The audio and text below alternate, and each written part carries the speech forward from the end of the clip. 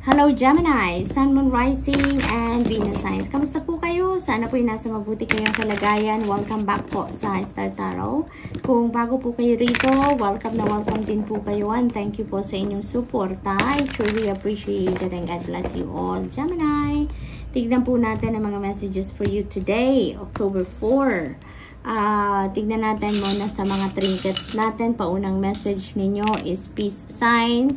You are definitely finding the element of peace. Magandang mga ganap sa buhay ninyo sa ngayon. Maaliwalas, kontrolado ninyo ngayon ang mga sitwasyon, and everything is falling into its right place siguro. Kaya ano kayo, may peace of mind kayo, no? Maaari din na mayroong mga pagbabati dyan, pagre-reconcile na mga taong, alam mo yun, maaaring may hindi pagkakaintindihan in the past, no? Maaaring mayroong mga reconciliation sa ngayon, kaya magiging at peace na din kayo, Gemini. We have Hamsa hand. Ayan, this is also about power and strength, no? Maybe those, are going to be highlighted sa buhay ninyo sa ngayon, sa mga pangyayari sa sitwasyon ninyo, or also some of you are doing things, no, to dispel bad and negative energies, no, sa paligid niyo or sa sarili niyo. Napipick up ko dito yung may nakikita kong umuusok. So maybe ang iba sa inyo nag-smudging, no, maybe smudging yourself or smudging your stuff, or maybe you're smudging your home, no. So maaring ganon ang ganap. So you're warding off negativity sa surrounding ninyo.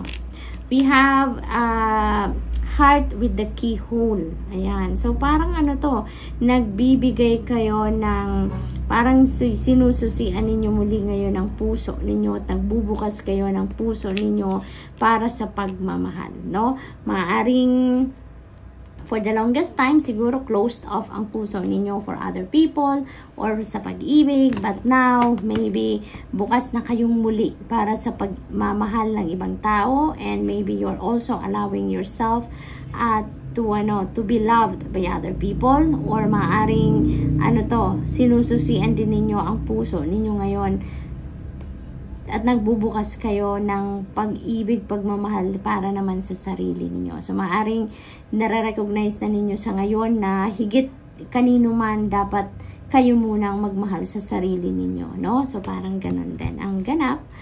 What else? We have death. Napakaganda. Angel of Transformation is here para tulungan ka sa mga transition na mangyayari sa buhay ninyo. May mga bagay dito na magtatapos, because this is death energy. So, may mga pagbabago, may mga iiwanan kayo dito, may mga bagay kayo na isasara na ang chapter sa buhay ninyo. They are no longer part of your life, of yourself, yung gano'n, no? So, parang tatanggalin nyo na, no? Lahat, anything, anyone, situation man yan, tao, no? Depende sa inyong sitwasyon. If that is not serving your highest good anymore, out na yan sa buhay ninyo sa ngayon, no? So, may mga pagbabago dito na gagawin kayo sa buhay ninyo for the better, no? For the better. Gusto ninyong mag-improve, gusto ninyong may magandang, mas magandang mangyayari sa buhay ninyo. Kaya kung ano man ang hindi na maganda, ang naidudulot sa buhay ninyo, that is out, no? Sa buhay ninyo. And in with the new, kumbaga. So, we have Hanged Man. Ayan. So, Angel of Prophecy. Matagal na kayong naghihintay ng pagkakataon, no? Na magawa ninyo ang mga gusto ninyong gawing pagbabago sa buhay ninyo. But ngayon, no? Your patience is paying off. The wait is over. Now is the divine timing na, no? Para gawin na ninyo ang mga pagbabagong ito sa buhay ninyo.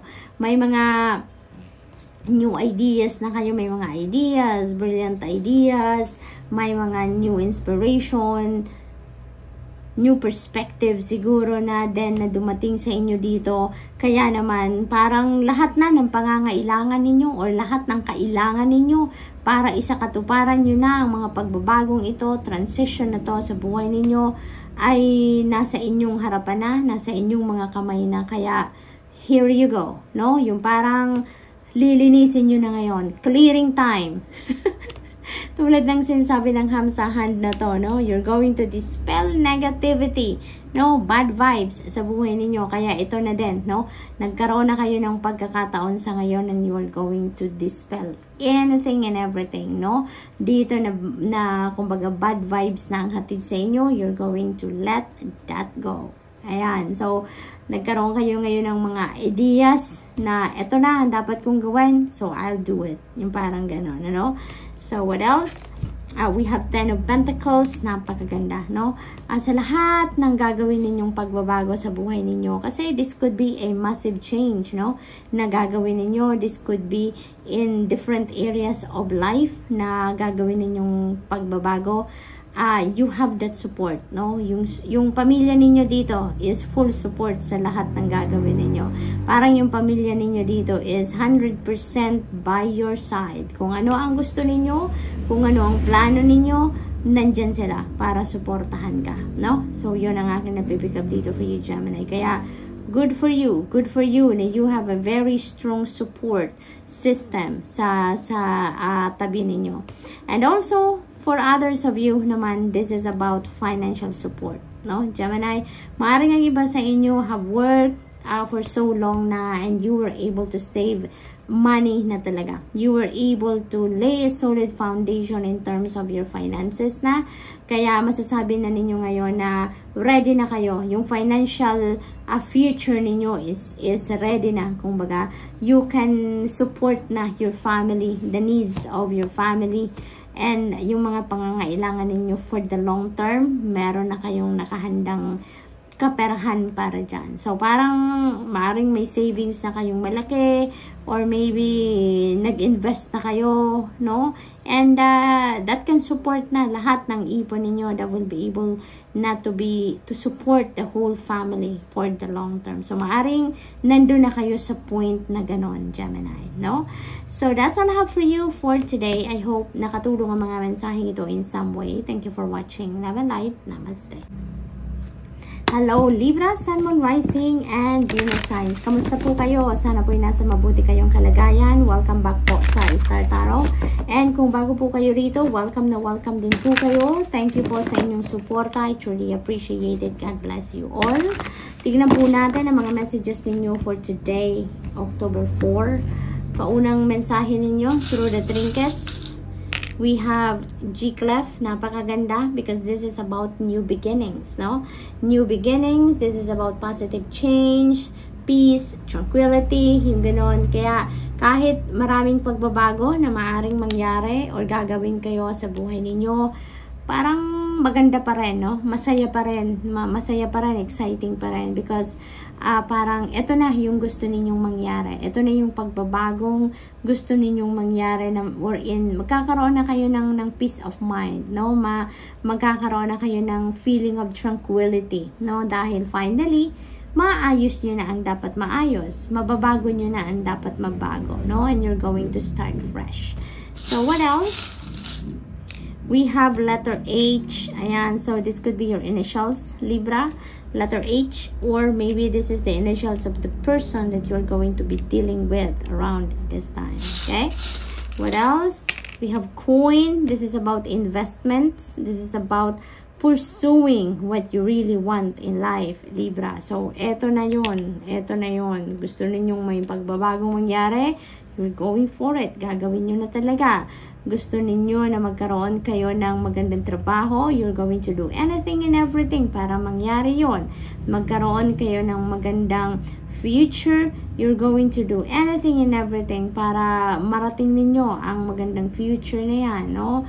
Makapag-lay kayo ng solid foundation para dyan sa future na gusto ninyo, no?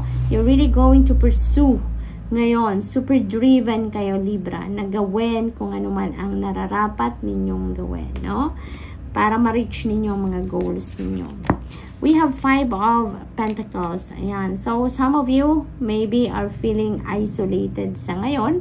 Maaring feeling ninyo wala kayong kasangga, wala kayong katulong, maaring meron kayong mga difficult situation ngayon na pinagdadaanan, no? And maybe pakiramdam ninyo wala kayong matakbuhan, no? But you know, Libra, yun lang talaga ang pakiramdam ninyo because maybe Yun ang pinapasok ninyo sa isip ninyo. But the truth is, no, the reality is, if you're just going to open your eyes, look around, there are going to be people na pwedeng tumulong sa inyo, no?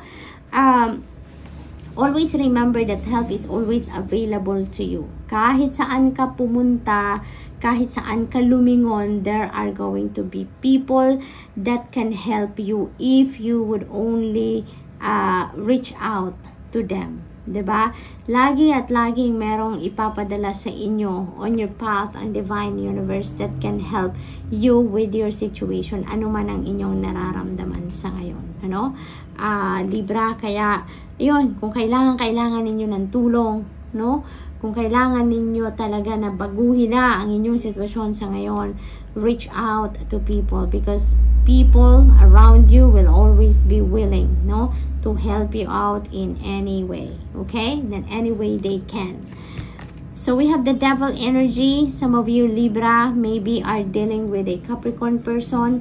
Maaring si Capricorn person ang makakatulong sa iyo dito sa inyong sitwasyon, no? Libra, maaring si Capricorn person ang malalapitan ninyo or kailangan ninyong lapitan dahil siguradong siya ang makakatulong sa iyo, no? Maari din na ang iba sa inyo has a strong Capricorn placement din sa inyong chart. That could be that as well, no? Libra, what else? We have 9 of Cups. Yan. So, napakaganda, no? Blessings are coming your way. You are going to be happy. Libra, alam mo kung bakit, makukuha mo dito kung ano yung gusto mo, no? This is a wish fulfillment energy, kaya kung ano man ang wini-wish ninyo, you are getting that, no? At may narinig din ako na be careful with what you are going to wish, Libra. Maaring ang iba din sa inyo ngayon is going to make a wish. And be careful with what you are wishing for, Libra, dahil yung wish fulfillment energy is in your horizon sa ngayon. So parang kung anong i-wish ninyo ngayon, maaring yan ay dumating agad-agad sa inyo, no? Kaya be careful with what you are going to wish for, okay? Kasi parang nakikinig ngayon ang divine universe sa inyo na kung anong i-wish ninyo ngayon ay maaring yan talaga ang ipadala sa inyo sa ngayon. Okay? So, yun lang din na narinig ko. So, good luck to that, Libra. But you know what? Yung mga blessings na to, no? Ito, yung parang matatabunan niya kung anong sitwasyon mo dito sa 5 of Pentacles, no? Feeling ko dito, meron talaga dito mga dadating na mga tao sa inyo, Libra, na handang tumulong sa inyo, no? And you will be happy. It's because pakiramdam ko din dito, you're going to open up your heart, no, to accepting help from other people. You're also going to realize dito na why not, 'di ba? Sila na ang lumalapit sa akin, sila na yung nag-i-initiate ng tulong sa akin. Then sino ba naman ako para hindi ko rin tanggapin ang tulong nila, no? Parang may ganun ako na pick up. So that's why kung ano man ang problema mo dito, that will be solved, no? Masosolve mo yan, masosolve yan with the help of other people. Kaya magiging masaya ka dito. You will end up happy, no? With those people na tutulong din sa'yo. So, good luck. And that's all I have for you for today. I hope nakatulong ang mga mensaheng ito in some way. Thank you for watching. Love and light. Namaste. Hello, Aquarius, Sun, Moon, Rising, and Venus signs. Kamusta po kayo? Sana po nasa mabuti kayong kalagayan. Welcome back po sa Star Tarot. And kung bago kayo rito, welcome na welcome din po kayo. And thank you po sa inyong suporta. I truly appreciate it. God bless you all. Tignan po natin ang mga messages for you today, October 4. At unahin po natin ang mga messages from the trinkets. We have G-Clef, ayan, so this is beautiful, this is new beginnings, no? May mga bagong simula, fresh start na gagawin ngayon si Aquarius, or iwa-welcome ninyo sa buhay ninyo, that maybe, you know, yung mga new start na yan is going to create a positive change sa ibang sitwasyon sa buhay ninyo, no? And you may also be feeling or finding the element of peace sa ngayon, and also magiging ano na kayo, maluwag ang pakiramdam, magkakaroon na din kayo dito ng tranquility, no, na pakiramdam. So that's really good. we have star. Ayan. So, yung starfish na to is also about happiness. This is about guidance. This is also about inspiration, intuition, yung mga ganon. So, pakiramdam ko, ano kayo, divinely guided kayo, Aquarius, no? Papadalhan kayo dito ng mga inspirasyon, papadalhan kayo ng mga insights, inspiration dito to guide you, no? As you navigate this change, no? Yung mga new beginnings na to. Kasi, di ba, new adventure yan, new things, new situations, new experiences na dadating sa buhay ninyo. Kaya, yung parang tutulungan kayo. Nandyan ang Divine Universe para may kaagapay ka dito sa transition na mangyayari sa buhay ninyo, no? To make it lighter, to make it easier for you. So, you are so blessed. Ay, bakit nga ba ako nag-ano na? Sige, kunin natin yan. Ay, kukuha pa tayo ng isa. So, we have, yan, so talaga, no? Aquarius, si Dragonfly, this represents also change and transformation, no? So, there is going to be new beginnings talaga dahil may mga pagbabagong mangyayari. So, maraming pagbabago ang maaring mangyari dito. That could be, sa iba't ibang parte ng buhay ninyo. So, it could be in any area of life. Kayo lang ang tanging makakapagsabi niyan kung ano ang mga maaring magbago dito. Kasi maaring yung mga pagbabagong yan is gawa ninyo or maybe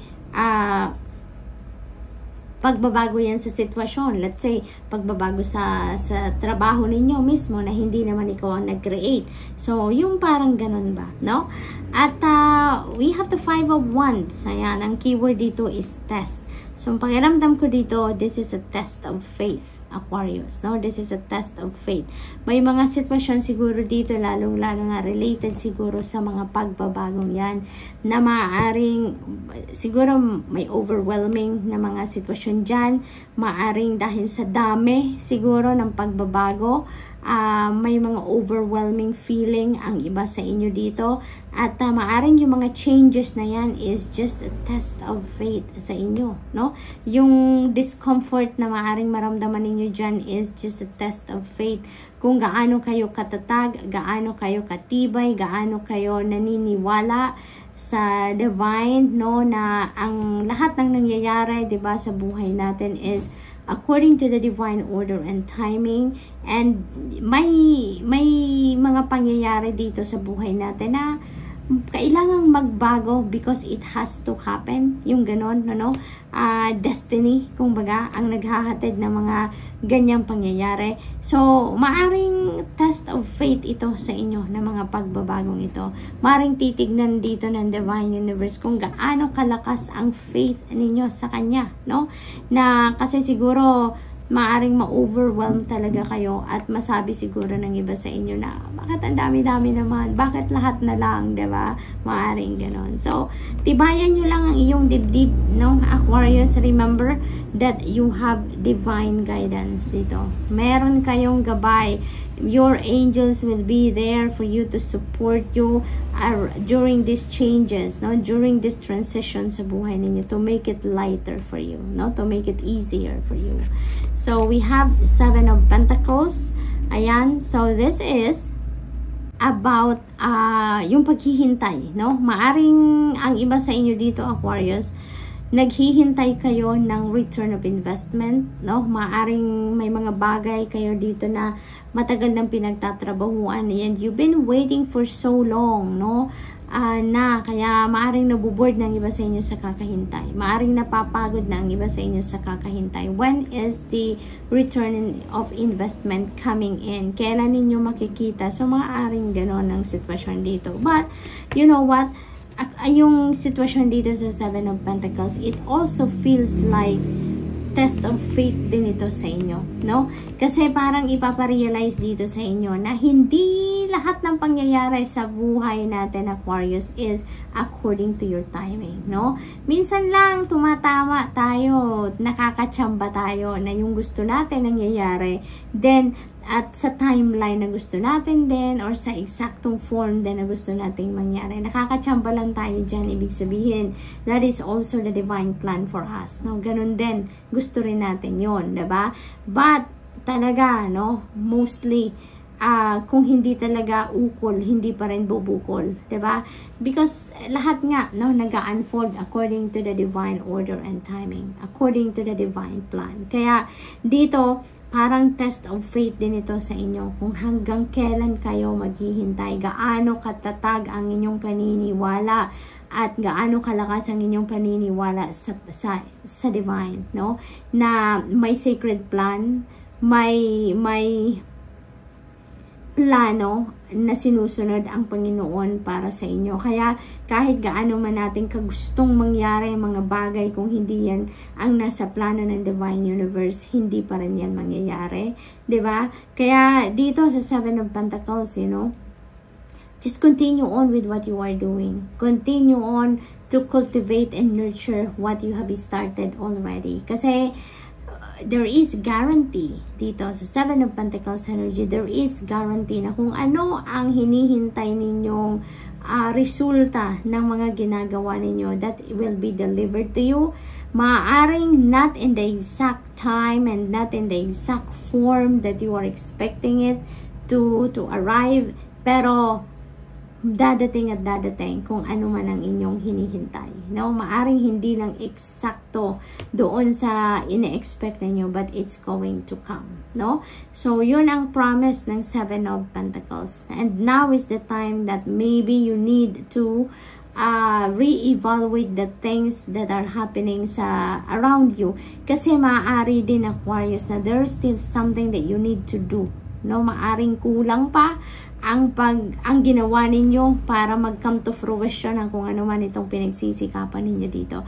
There may be something missing pa, no? Maaring may kulang pa, may kailangan pa kayong gawin, no? At kaya now is the time for you to re-evaluate, no? Tignan ninyong maigi ang sitwasyon. Tignan ninyong maigi kung ano yung mga nagawa na ninyo, no? Kasi maaring talagang may kulang pa, at yun na lang ang hinihintay ng universe, no? Para gawin ninyo, and kung ano man ang inyong hinihintay, ibibigay na sa inyo, no? So, what else? We have Six of Pentacles. Napakaganda. Something or someone is going to come to help you, no?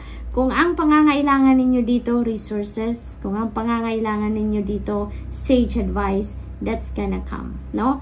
Someone is going to come towards you, Aquarius, to help you out, to provide kung ano man ang pangangailangan ninyo dito, no? Speaking of money, kung yun ang kailangan ng iba sa inyo ngayon, Aquarius, no? There is going to be people na maaring magbayad ng utang sa inyo. Yun ang aking napipick up dito. There may be also commission. Kung nangungumission kayo, maaring may commission ng dumating sa inyo. Regalo, maaring may magre-regalo sa inyo ng pera. Bonus, naririnig ko din. So, maaaring meron ding bonus na ma-receive kayo from the job well done. Maaari din ganun, no? I'm also picking up na someone from your past is coming back para tulungan din kayo. Kung talagang meron kayong pangangailangan sa ngayon in any form, no? So, yun ang akin napipick up dito. So, good luck. And that's all I have for you for today. I hope nakatulong ang mga mensaheng ito in some way. Thank you for watching. Love and light. Namaste.